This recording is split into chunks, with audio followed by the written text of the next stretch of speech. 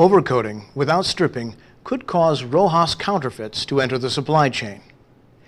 Overcoating is a technique that is currently being used as a method to mitigate tin whiskering. Parts that are plated with tin solder types are dipped in a higher lead concentration solder where intermetallic bonding takes place. This creates a pressure stress barrier which hinders the growth propensity of tin whiskering.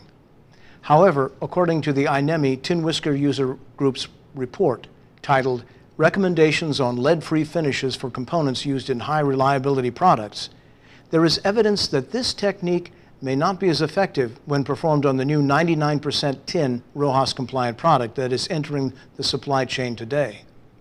Based on the INEMI report and on the NASA Office of Logic Design paper entitled Tin Whiskers, a New Problem, it is Joel Deutsch's opinion at eCerta that a valid tin whisker mitigation technique should also include a qualified stripping process to the original substrate, which creates an intermetallic bonding with copper instead of the original tin-lead finish.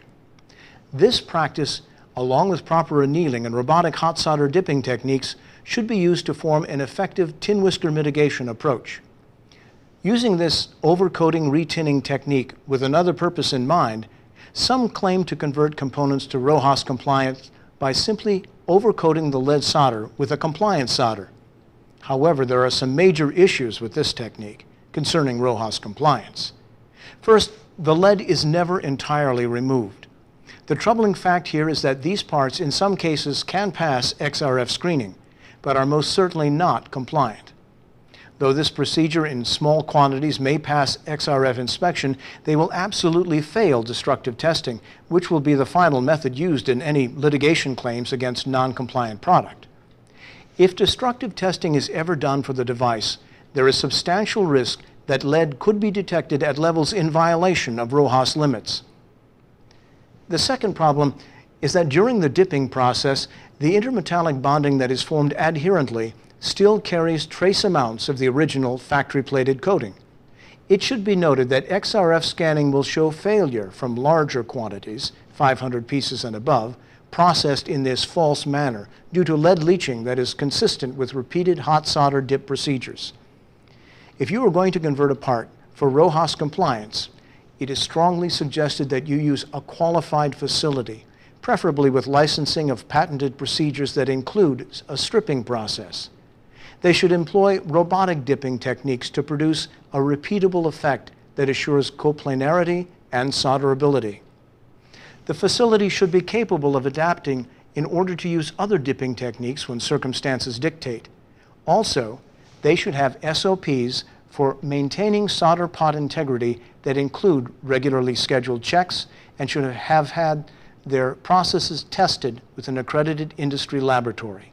Finally, they should have extensive experience and expertise as well.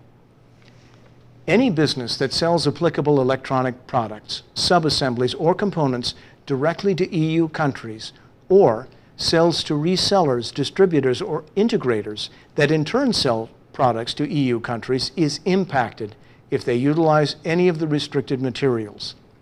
China also has implemented a similar environmental directive, as well as Japan and California. The EU RoHS directive states that any person under proceedings for an offense may use the due diligence defense that they relied upon reasonably verified information supplied by another. The word reasonable here means that you must have some kind of reason for taking the word of a third party when determining RoHS compliance. It is meant to keep people from relying on information about RoHS compliance from those who just issue a CFC with no verification of their claim. Although a sequential step process is envisioned, enforcement authorities may take whatever actions are appropriate to the circumstances and to the powers assigned to them in national legislation, including removal of the goods from the market where this is deemed to be necessary. This is a short list of penalties that non-compliant OEMs could be facing. In Ireland, 15 million euros and 10 years in prison.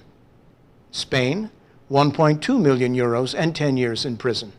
In Germany, 10,000 euros for failing to submit a report in a timely manner.